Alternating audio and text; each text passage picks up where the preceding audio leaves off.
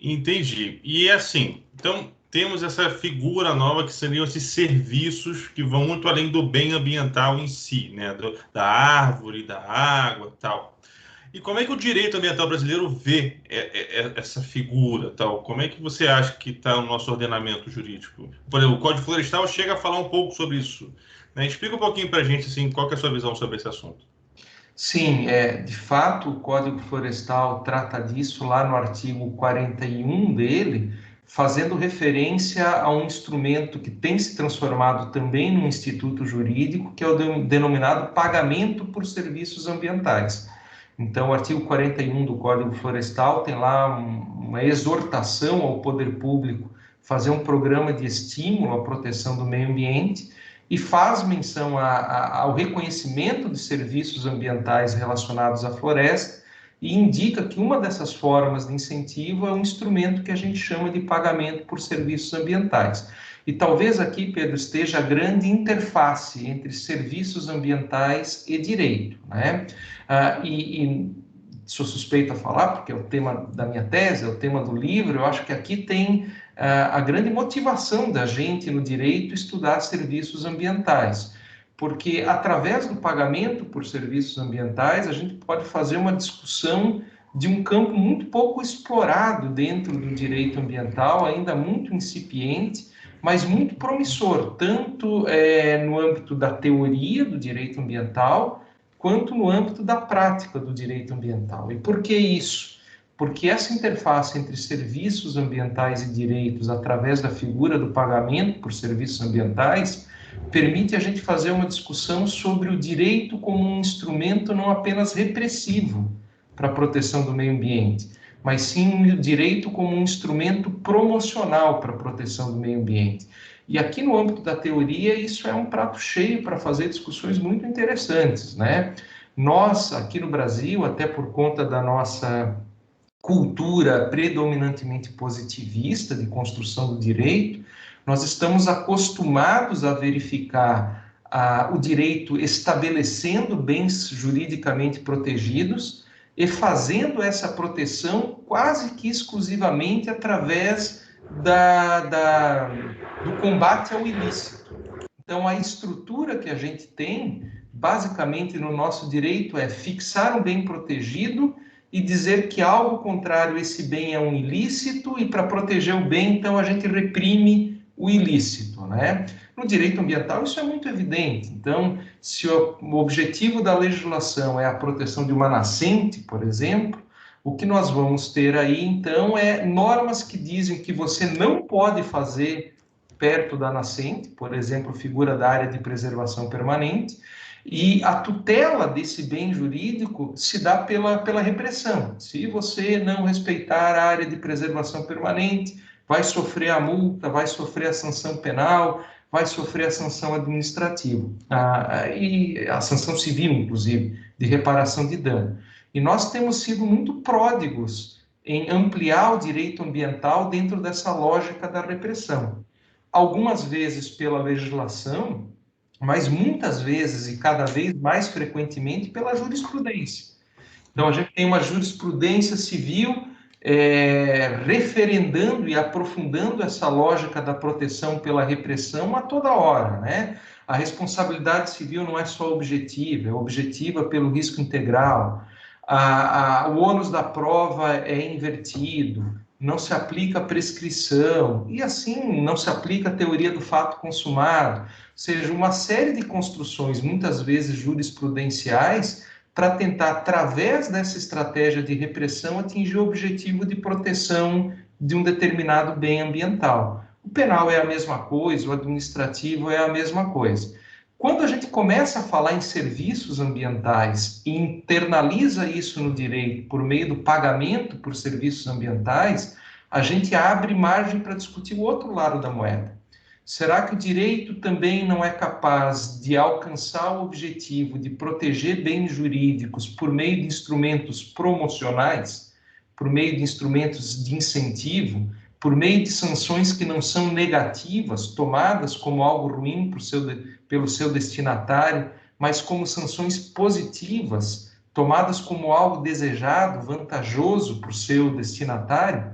E aqui entra o pagamento por serviços ambientais, porque ele é justamente isso. Ao invés de proteger a nascente, dizendo que se você fizer algo indesejado, você vai ser punido, é proteger a nascente dizendo que se você fizer algo desejado, você vai ser recompensado por pagamentos que podem ser monetários, diretos, mas também por pagamentos que podem ser não monetários, né, por meio de apoio para você adotar medidas de proteção e assim por diante.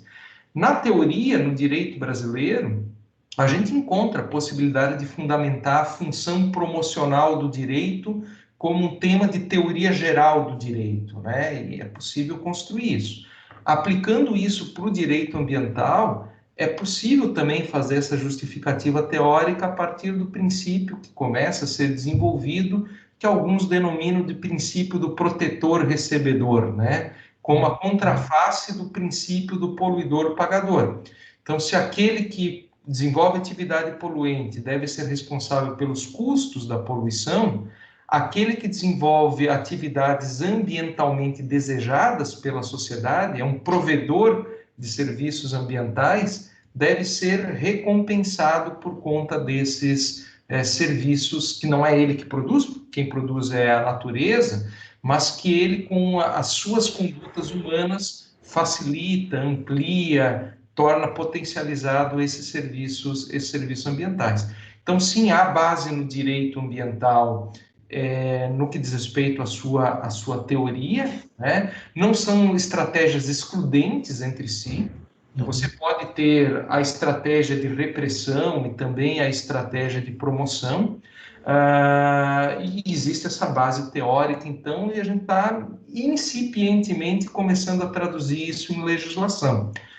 Primeiro, em programas de políticas públicas, a Agência Nacional de Águas é quem introduziu isso no Brasil, depois em normas estaduais, em programas de pequena escala, até o Código Florestal abrir essa porta lá no artigo 41, e agora, mais recentemente, algumas discussões no Congresso Nacional sobre um projeto de lei que tente regulamentar de maneira mais estruturada um programa federal de pagamento por serviços ambientais. O que é importante dizer, Pedro, e acho que cabe aqui, é que o mundo todo está discutindo isso, né? E em outros países nós temos experiências absolutamente exitosas de inverter um pouco a estratégia da proteção do meio ambiente, usando o direito não só como instrumento de punição, mas também como um instrumento de promoção através dos chamados pagamentos por serviços ambientais. Eu até no livro acabei fazendo uma pesquisa um pouco mais acurada sobre alguns desses exemplos, e talvez o que vale trazer aqui é o exemplo mais decantado da literatura especializada, é o que acontece com o tratamento de água na cidade de Nova York, né? Uma megalópole. Claro que já mudou nos últimos anos, mas ainda hoje é da cultura do nova-iorquino beber a água da torneira. Você senta num restaurante em Nova York e você recebe uma garrafa d'água como cortesia do restaurante tirada da torneira, né? E claro que existem instrumentos de repressão destinados a assegurar a qualidade da água na cidade de Nova York. Mas, em grande medida, é possível ter esse tratamento público de tamanha qualidade, porque a cidade de Nova York, já há 20, 30 anos, adotou uma estratégia de, ao invés de receber a água poluída para daí tratar, já fazer um programa de pagamento por serviços ambientais com as comunidades que estão próximas dos mananciais que abastecem Nova York, que são lá as colinas de Catskill e Delaware, dizendo, olha, eu vou te pagar para você adotar medidas que assegurem que a água chegue aqui em Nova York sem haver poluição, né? Então, uma lógica de pagamento por serviços ambientais bem na concepção americana de negociação, de não imposição contratual, né, de negociação direta entre as partes, que é uma dos aspectos dessa receita exitosa do tratamento de água ali em Nova York. E como todo bom americano, não fazendo isso apenas sob a perspectiva da boa vontade, mas fazendo isso sob a perspectiva da eficiência, né? De chegar à conclusão de que é mais barato um programa de pagamento por serviços ambientais para evitar a poluição da água na origem, do que a instalação de grandes estações de tratamento de água, com seus custos de manutenção e assim por diante.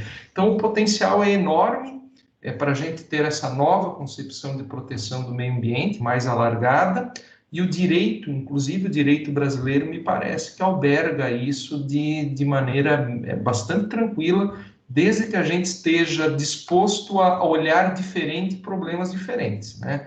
Que essa talvez é uma grande dificuldade que a gente ainda tem.